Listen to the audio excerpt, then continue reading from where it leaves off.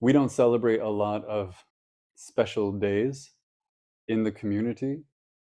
It's not easy to do, first of all, but also there aren't that many in the Zen calendar. There are a few people who get recognized every year. They have their day. Dogen is one, Keizan is one, the founder of whatever temple you're in is one. And then the other one that really stands out is Bodhidharma. And Bodhidharma is recognized on October 5th every year. And even in a big monastery, it doesn't look like that much. These kinds of ceremonies are done in 3 parts. They start the evening before with the evening ceremony, and it's just the ordinary evening ceremony plus one more sutra and then some offerings. And then the next morning is the same, business as usual, plus a little chant tacked on to the end and more offerings. And then at the noon ceremony on the day, on October 5th, there is one more extra reading and then a bunch of offerings. And that's it. And now we've celebrated Bodhidharma. And there may or may not be any further recognition. And it's nice, but it really doesn't seem like enough. Not because we need to honor this person. We don't even know if he existed, but because his place in the tradition is so huge. He represents so much. He carries so much weight of how Zen has come to understand itself and how we have come to understand ourselves as practitioners. That to just chant a couple extra times in early October and put some tea on the altar doesn't quite cut it. And today, all I can do is talk about him a little bit, remind us of what this legendary person seems to accomplish. My first thought was, well, I've been working through Dogen's collection of koans, and I know that Bodhidharma comes up from time to time, so I'll find a nice one with Bodhidharma in it. It'll be great. And then I'll use that as a vehicle for kind of bringing him into the room. And what I wanted to find was the classic. The question is asked, what is the meaning of Bodhidharma's coming from the West? And the answer is the cypress tree in the garden. This koan, more than what it says about Bodhidharma, more than what it says within the tradition, has come to be a way of talking about the tradition, sometimes in funny ways, because it creates a formula for a koan that seems that's easy to imitate, right? Ask a seemingly profound question, but that comes out of nowhere, and then respond by pointing to something, an object usually, that seemingly has no relationship to that thing, and seen. That's the koan. That's how koans seem to work from the outside, because it happens like this from time to time. So I thought, well, I'll bring this one in and we'll talk about that. So I went looking for it. And in this collection of 300 koans, what I found was 13 of them, so nearly a fifth, not nearly a fifth, nearly 5%, start with the same question. What is the meaning of Bodhidharma coming from the West? Generation after generation, at temple after temple, student after student, teacher after teacher, asking this same question. Exactly the same question. So I wanted to show you what that looks like. I printed them all off. And these are some of the answers to what is the meaning of Bodhidharma coming from India.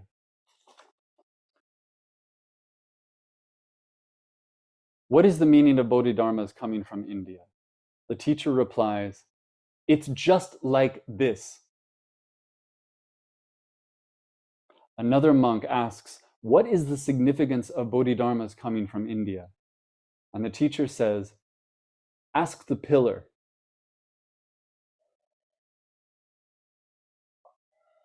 One monk asks, the 3 vehicles and the 12 divisions of sutras are unnecessary. What is the meaning of Bodhidharmas coming from India? And the teacher replies, the 3 vehicles and the 12 divisions of sutras are totally unnecessary. This one I like. The student asks, what is the exact meaning of Bodhidharmas coming from India? And the teacher says, I'll tell you when no one's around. The student says, okay. And then later, when they're in the garden, the student says, there's no one around now. And the teacher says, this bamboo is tall just as it is, but this bamboo is short just as it is.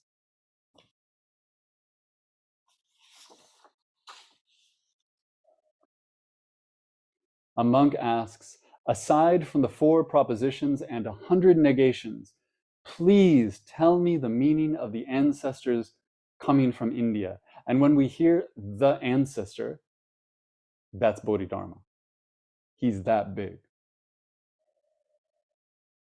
Teacher says, I'm tired today. I can't do this. I can't answer your question. Go ask the other guy. So the monk goes to the other guy and says, what is the meaning of the ancestor coming from India? And that teacher says, I have kind of a headache. I can't answer this question right now. Go ask somebody else.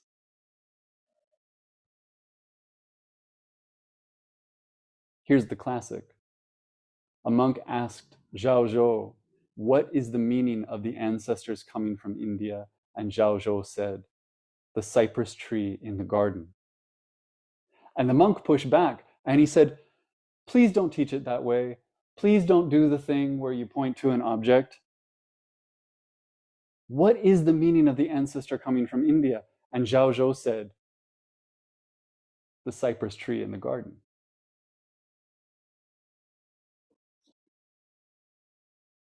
These are really good.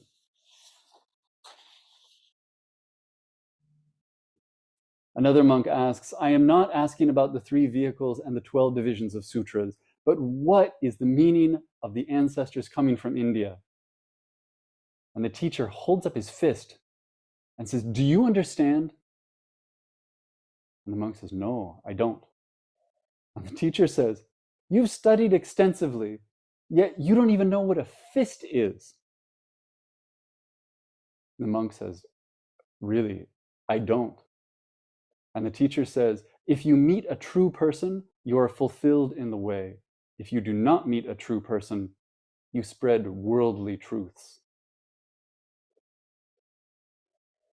In another case, the monk asks, what is the meaning of the ancestors coming from India?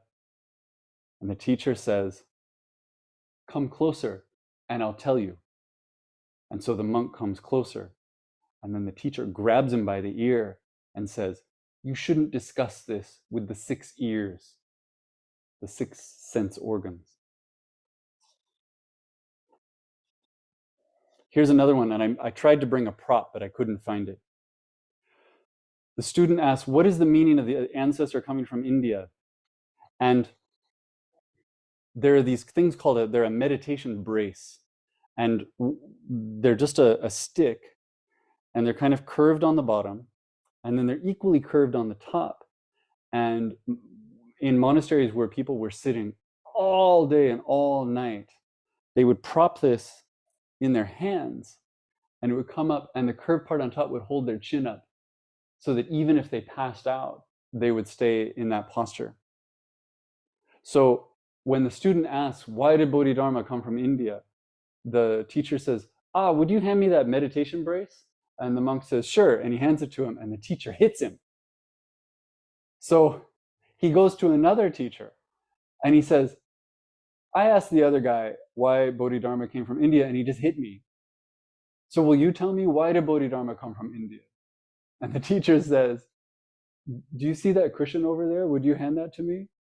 And he says, oh, sure. And he hands it to him, and the teacher hits him. It's always like this. What is the exact meaning of the ancestors coming from India? The teacher pushes him so hard that he falls down. And then in the last one, this is case 297 of the 300 koans. The monk asks, what is the meaning of Bodhidharma's coming from India? And the teacher says, I will tell you when the stone tortoise speaks. There you go. All of these have this quality that has come to define, again, what can seem like a comical side of koans, because the answers are so unsatisfying. They're so deliberately unsatisfying. The student is getting hit. The student is being deflected. The student is getting put off, right? Never being given anything.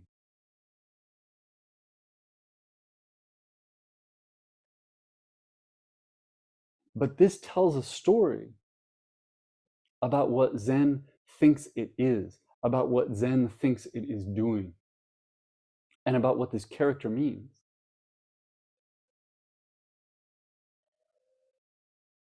Bodhidharma had two really big moments within moments of each other that defined much of what Zen became, or how Zen understood itself, if we are to believe the story. The first one is that after he arrives in China, and all of these questions, they're all about this single point. This guy who was in India gets on a boat and travels not around the world, but around his known world, taking a huge risk to go somewhere else where he is an outsider, where he doesn't fit in. And when he gets there, he goes and sits in a cave by himself, thousands of miles from where he started. Why? He could have done it where he was.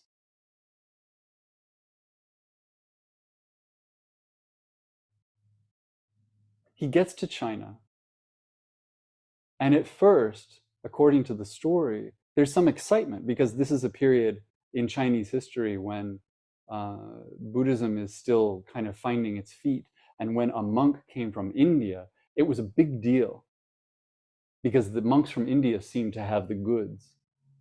This happened again, in Korea when Chinese monks would come, in Japan when Chinese monks would come. It had this feeling of, oh, we need to really listen to these people because these people know what they're doing. So this Indian monk shows up in China, and Emperor Wu is waiting for him and brings him to his compound, where he's built stupas, and he has monasteries that are in progress, and he takes Bodhidharma on the tour. And after showing off all the stuff that he's done for Buddhism, to establish Buddhism further in China, he says, look at what I've done. What kind of merit have I accrued? And Bodhidharma, in his first really important moment, looks at the emperor and says, none. You get nothing. To which the emperor replies, who are you? Who do you think you are? And then Bodhidharma, in his second big moment, says, I don't know. And he walks away and he goes to a cave for 9 years. This I don't know is the basis for almost everything that follows. So on one level, on one simple level, we can understand that if a monk 100 years later, 300 years later, 800 years later is going to their teacher and saying, what is the meaning of Bodhidharma coming from India? Anything other than I don't know seems to miss the point. So there's that level where we can read all of these koans as doing the same thing. They're all getting the why question. They're all getting the meaning question. And they're all kind of saying, I'm not going to answer that question. Right? Bodhidharma wouldn't have answered that question. So I'm not going to answer that question. There's that. There's a kind of lineage at play. But the reason that this question had so much life to it and continues to have so much life to it, the reason that this question becomes a kind of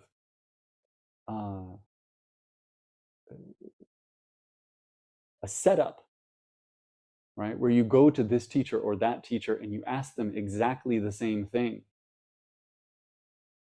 right? We have 13 recorded in this particular set of koans, which means people were getting asked this question all the time. The reason that that matters so much is because if we can articulate why Bodhidharma did it, we can articulate why we're doing it.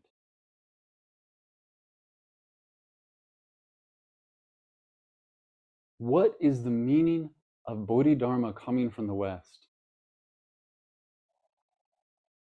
Is like saying, why does any of this matter?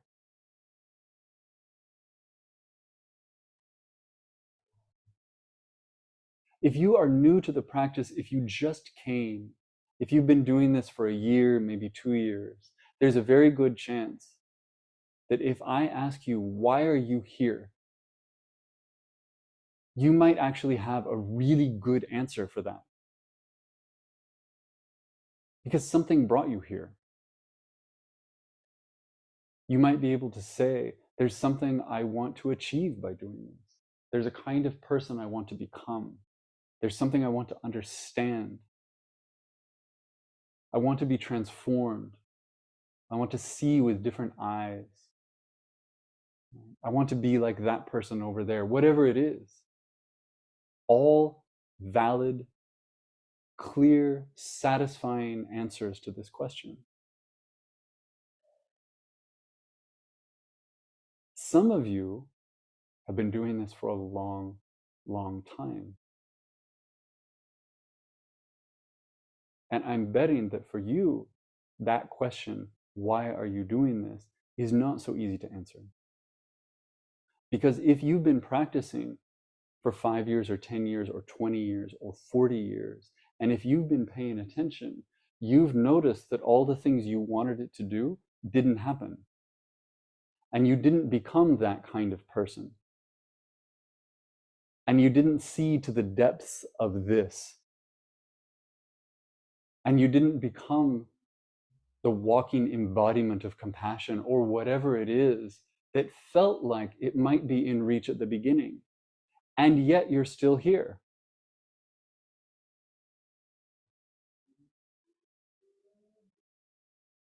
There's something you know in your bones that wouldn't make sense if you tried to explain it.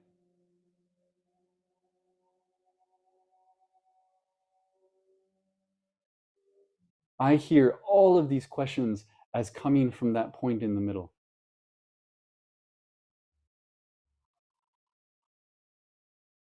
Monks who have lost that initial clarity and have not yet settled into being okay with not knowing, they're at that decision point. Do I keep doing this? Do I go deeper? Am I doing it right at all? And so they go from teacher to teacher to teacher. And instead of asking, what is the point?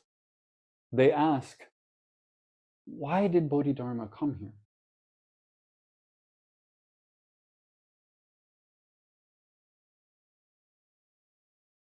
What was he trying to achieve? What did he think was on the other side? Because I don't know what's on the other side, and I don't know anymore what I'm trying to achieve here.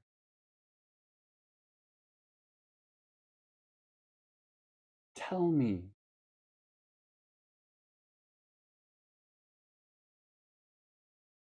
It's a universal question, but it's such a personal question.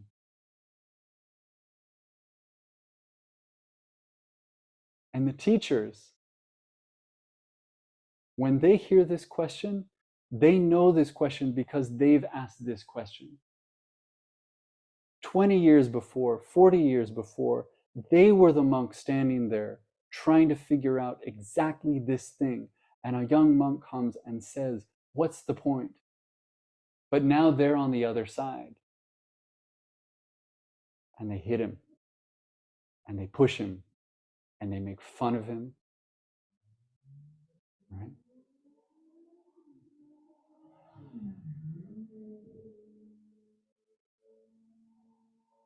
It's not that they don't know the answer.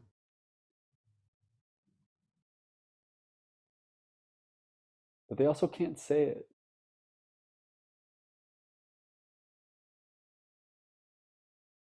In this way, Bodhidharma, over the course of 1500 years, becomes a cipher. As forbidding as he is, as foreign looking as he is, and he's so often depicted as being dirty, right, and ragged, and his hair is kind of messed up, and his eyes are bulging out of his head because he's actually cut his eyelids off so that he won't fall asleep, right? He has this wrathful affect. He's scary. So on one hand, we might look at him and think, oh, I'm not that. That's not even the kind of Zen I'm looking for.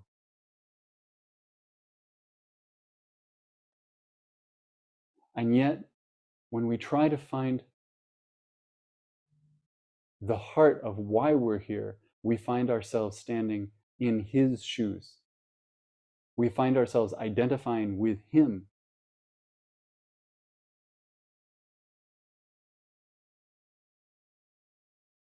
Because if we can get who he was, we might get something about who we are. And if we can get what he thought the practice was, we might get something about what this practice is.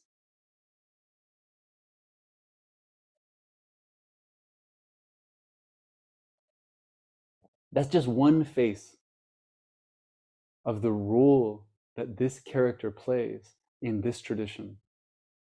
He's always, always, always there. He is a permanent thorn in our side. Whether he was real or not, he has been created over centuries to be the character who haunts us the most. And so this week, this one time out of the year, we kind of put his picture on the altar and we offer him a cup of tea and we offer him a cookie. And through gritted teeth, we say, thank you.